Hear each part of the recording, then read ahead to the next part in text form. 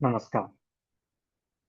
गेल्या काही दिवसांपासून व्यावसायिक, उद्योजक आणि अगदी धोरणकर्त्यांकडूनही पदव्यांना काही अर्थ नाही.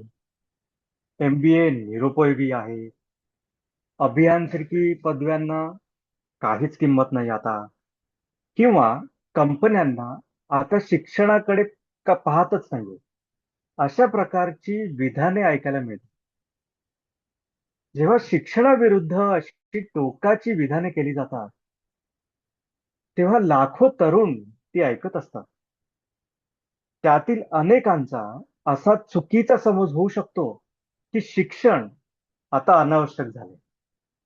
पण हा एक अत्यंतिक धोकादायक संदेश आहे. शिक्षण तज्ञ, प्रशिक्षक, अध्ययन क्षेत्रातील व्यावसायिक आणि करिअर मार्गदर्शक म्हणून 2 दशकाहून अधिक अनुभव असलेल्या मला ही विधाने अत्यंत चिंताजनक वाटतात. हो, कौशल्ये महत्वाची आहेत. उद्योगांना प्रत्यक्ष कामासाठी सज्ज असलेल्या म्हणजे जॉब रेडी गुणवत्तेची गरज आहे.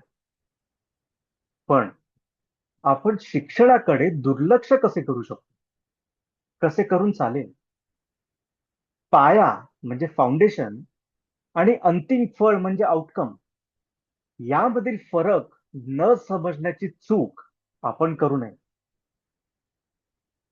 एक कुशल वास्तू विशारद म्हणजे आर्किटेक्ट आधी वास्तुकलेचे शिक्षण घेतो.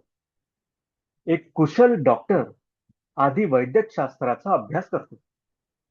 एक कुशल वकील आधी कायद्याचे ज्ञान आत्मसात करतो. आणि एक कुशल उद्योजक आधी ज्ञान, दृष्टिकोन आणि निर्णय क्षमता विकसित करतो.